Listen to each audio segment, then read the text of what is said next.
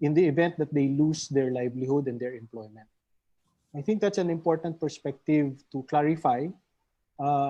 Kailangan lang namin po linawin yung ulam na matatanggap ng mga manggagawa sa tulong ng magiging batas na ito. This is not a reward.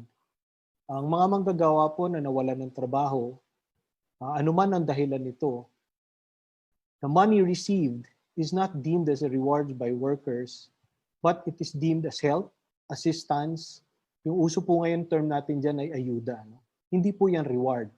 Bago tayo makalimot, kasi kanina parang napupunta na tayo sa usapin na ma-encourage pa yung mga employees na mawalan ng trabaho dahil sa amount na ito po. Hindi po mangyayari yun, lalo na sa panahong ito. Allow me to start with coverage po. So much has been said about this. From the workers' perspective, allow me to be more pointed and to be more specific. There is the proposed definition po for employer. From our perspective, we hope that the limitation to have employers covered who only contract at least 500 workers or persons be deleted. Let us cover as many employers as possible. That will only maximize the benefits of this bill, and increasing its coverage will actually promote its intentions. Change the contracting services to any number of persons. Ano po ang mangyayari noon bago para naman meron security yung mga employers? No? We notice that there is an exception given under Section 12 of the proposed bill. That should be enough safeguard for the employers. That if there is a percentage threshold for regularization, and I agree with the comments earlier that the Section 12 itself, the wording itself can be tweaked and fine-tuned, but the essence is there. Kung meron ka namang threshold, ngayon yata po ay nasa 80% regularization, pwede naman yung magiging protection ng employer kung ikaw naman ay better than that. You're promoting to regular status a lot of your employees, hindi ka na mako-cover nito. Exempted ka na. I also must emphasize, I've joined the chair in many hearings. We've heard that most of our enterprises right now employ much less than 500 employees. So it stands to wonder, and I'd be very interested also with the submission of the Department of Labor and Employment, kung ilan na lang po may iwan dun sa coverage. Sayang, kasi ang ganda ng idea, pero kung nilimit lang po natin ito sa 500 persons, ang takot namin nito, baka wala rin palang gumamit nitong batas nito. Sayang, no? Kasi malaki po ang 500. No? Malaki ang 500. Baka wala pong mapunta dyan. Yung pong definition pa rin po tayo no, dun sa employees. I joined the explanation earlier of Mr. Louis Corral. Please cover as many employees as possible. Currently, as described, as provided, the employees are not only described as probationary. Medyo nalito po ako ng konti. I would have to beg your indulgence. Medyo nalito po ako ng konti kasi in discussion, and I think the intention of the author is to give the benefit chiefly, but not only, but chiefly to probationary employees. The text does not support that. But I'd push the intention even further.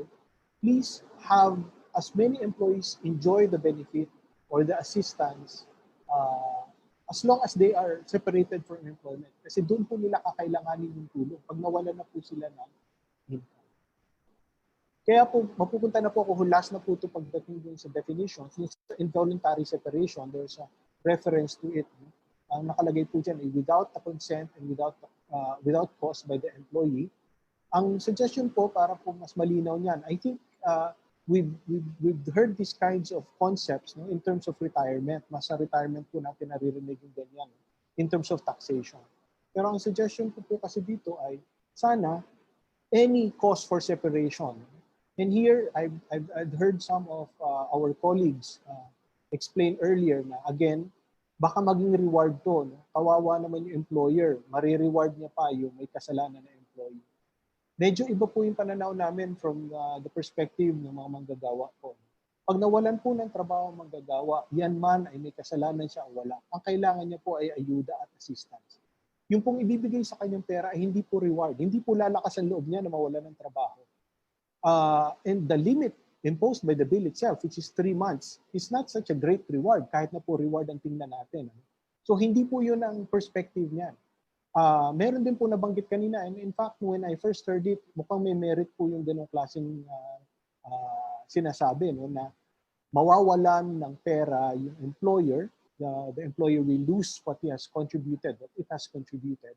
Again po, nung pinag-isipan ko na konti, parang hindi po ganun yung intention yata po ng author, and I can't be corrected. No? I will welcome correction. Kasi the payment is given every time that salary is also given. It's not given at the time of separation. What I'm saying is, nag-i-impok po yan ng fund. So binibigay yan ng fund. The employer does not lose anything anymore because it is paid. It's as if in the current, parang bibigyan ko na lang po ng konting analogy, no, or comparison. Currently, may contribution din ng employer sa SSS. But the employer does not see it. I've never heard employers say or describe their contributions to the SSS in behalf of the employee as lost pag natanggap siya ng employee. No? So again po, ayuda to. It's assistance. It's help to workers in the time of need. Medyo sa sideline na rin po ako ng konti. Doon po sa nabanggit na ni Chair, and hingi po ako ng paumanhin ng konti. Doon po sa voluntary resignation na sinasabi ko, ako po, baka po kailangan pag-isipan, wag na po natin gawing exception yung voluntary resignation. Dahil as a practitioner also po of employment law, ang dami pong surrounding circumstances of voluntary resignation. What I've heard so far is that once the employee resigns for whatever reason, hindi niya na matatanggap. Pero pag ang alam din naman po natin, no, maraming resignation ang forced. No? Either ni-request yan or pinaramdam na sa kanya na ayaw na sa kanya or whatever reason. Parang mahirap naman po lagyan ngayon ng monetary value or monetary consequence yung pag-resign. Kasi karapatan naman po ng manggagawa yan. Ang suggestion ko na lang po, any reason for losing one's employment ay maging dahilan din, ay maging contingency, maging ground for to receive po this benefit or this help, kahit na po voluntary resignation. Pero again po, yung kanina kasi po medyo maganda po sana po mga scenario yun na magre-resign kasi mag-abroad, magre-resign, mag-greener pastures. Sadly, however, not all resignations are for the improvement of one situation. Marami pong resignation end up as court cases. No? So to remove all of those controversies and disputes, and again, hindi naman po to amount na pag-iinteresan pa ng empleyado just to have it. Ang suggestion ko po, wag na pong lagyan ng dahilan. Malapit na po rin po akong patapos. Yun po sa contribution naman po, napansin ko po ang kanina medyo nag-enjoy po ako dun sa pag-clarify kasi medyo nalito rin po ako ng konti dun sa mga contributions. Pero ngayon po, tama yung sinabi ni Chair, it seems that light is being shed on the issue. No? But I think there should be some more clarity on who really contributes. Kasi po merong contribution na sinasabing galing sa employer, pero ang basis will be the salary of the employee. Meron po akong wording sana to suggest, kasi nakita ko po ang ginagamit ngayon dun sa bill is yung phrase, and I quote, at no additional cost to the employee. And this is used 2 times or 3 times. Humble suggestion lang po, instead of that phrase, at no additional cost to the employee, ang suggestion ko na lang sana po is, ang ilagay lang po is, in no case shall the additional, whatever percentage amount, be deducted, kasi minsan po 5%. Additional 5% be deducted from any amount owing to the employee. Ang takot lang kasi po namin sa employer, no, kanina, yung binanggit na rin po kanina ni nung isang congressperson na kasama po natin, babawasan pa po, minimum wage earner na yung pinag-uusapan natin, babawasan pa po ng contribution niya. Ako, ang suggestion ko po ay walang ibabawas doon sa employee salary, kahit po yung sinasabi nating 5%, wala rin po, lahat po ay magiging contributory ng employer. Why? At again po, medyo i-address ko po na konti yung kanina mga concerns. Ano? The question of balance here is quite misplaced. No? Mahirap po natin pag-usapan na magiging balance lang yan kung meron tayong contributions both from the employer and the employee. Why? To begin with po, yung relationship ng employer and employee is, ang starting point po niyan ay imbalance. Hindi po balansyado yan. Mas malaki po ang leverage ng employer. At more specifically, second po point dito, pag natanggal po ang employee from work, pag nawalan po siya ng trabaho, the consequences of loss of employment is borne exclusively by the employee. The employer does not suffer from lost employment or lost livelihood lalo na. Yung nagpapaaral ng anak, yung may sakit na nanay, yung meron siyang asawa na kailangan niyang dagdagan yung income, hindi po employer mo mong problema. No? Lahat po yan ay employees. So ako, ang suggestion ko po, ang mag-bear nung pag-contribute doon sa fund na ito, ng ulam fund natin, ay doon sa pwedeng to turn around, the entity who can turn around and charge its clients and customers. True po, magmamahal. Wala namang problema na sa tingin ko na magmamahal kasi yun lang yung pwedeng panggalingan. Ang mas mahirap po nito ay kinunan nyo na yung business, kukunin nyo pa yung employee, and the employee has no way to turn around and transfer the burden. The employer has. Without losing sight of the fact na medyo mas mabigat talaga naman po. Talaga naman po mas mabigat sa employer. But I think the benefits of this particular measure far outweighs the cost, if any, imposed on our employers here. Last na lang siguro po, yung sa 3-strike rule. Ang pakiusap ko lang po sa author, na medyo naintindihan ko naman po yung concern dito, lalo na yung reward system, na habang mas mabilis, mas mapaparami mapupunta doon sa recruitment and placement agency. Ang suggestion ko lang sana po ay i-delete na po itong 3-strike rule.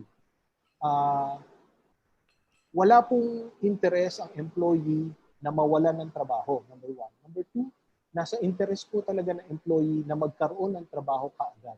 Ang takot ko lang po sa 3-strike rule as written in the bill, parang mapipilitan po siyang tanggapin kahit anong trabaho i-offer sa kanya para lang hindi ma-forfeit yung benefit. Parang hirap po akong ma-improve yung ganong scheme except to delete it. Delete na lang yung 3-strike rule. Besides, ang natural limit naman po ng benefit na binibigay o assistance na binibigay ng bill ay 3 months. After 3 months, tapos na po yung pag-receive ng employee. Pag hindi pa rin siya nakatanggap ng trabaho after 3 months, hindi na po siya makakatanggap dito. Yun po yung pagkakaunawa ko. Meron na po akong nasamahan na discussion with the Department of Labor and Employment before.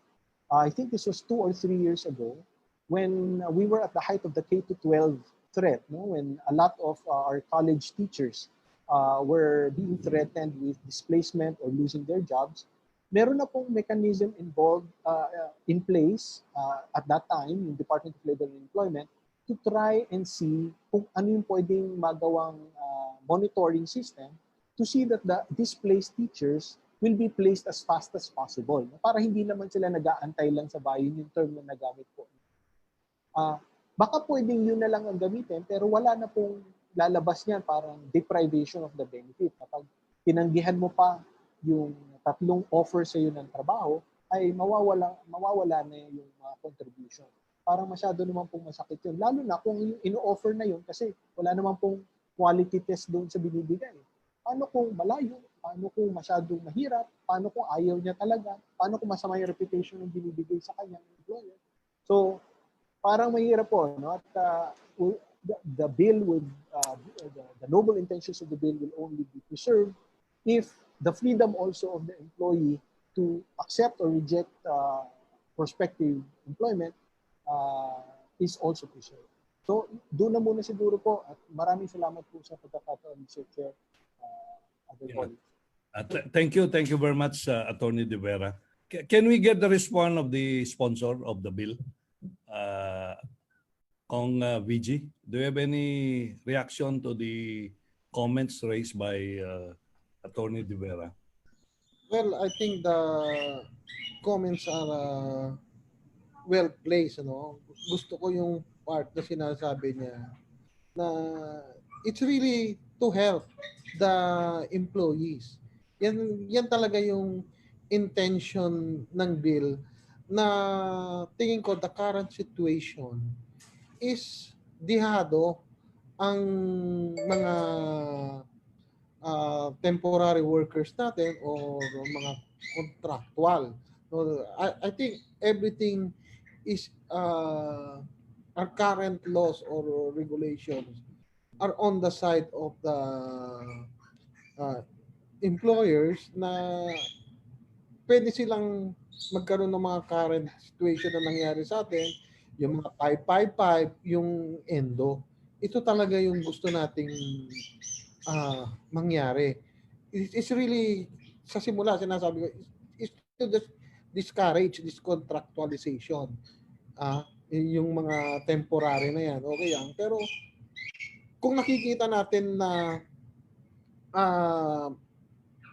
marami yung mga nagiging permanent, walang problema. Kasi yung ibang resource person nga sinasabi nila, alam natin na sa ibang countries, walang such thing as provisional, contractual, and everything. No? So, kung gano'n ang system natin, pare-pareho yung rate na binibigay kasi depende sa skill mo and sa services mo. And I also welcome the idea na 500, kung gusto nyo mas malaking coverage, ay submit it to the committee.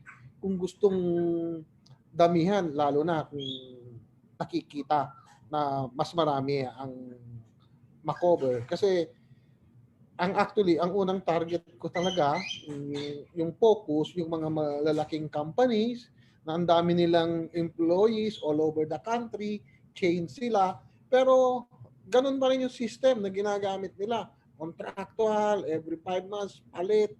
So, we have to end this kasi kawawa yung mga obrero na hanap ka na lang ng hanap ng trabaho. After that, lipat ka na naman. Pero tinignan mo, yung lilipatan pa nila is another conglomerate, subsidia pa rin nila. So, kawawang-kawawa. Umiikot-ikot na ganyan. Pero, hindi naman tayong pwedeng forever na contractual o forever na temporary. So, ito yung nakitang new na naisip kong paraan, yung innovation na pwede. I'm not telling it's a foolproof na solution, but it could try. Let's give it a chance na para kasi bago siya. That's all my comment, Mr. Chair. That's an important announcement. So hearing no objection on the motion to adjourn this meeting, I would like to declare that this meeting is adjourned. Thank you.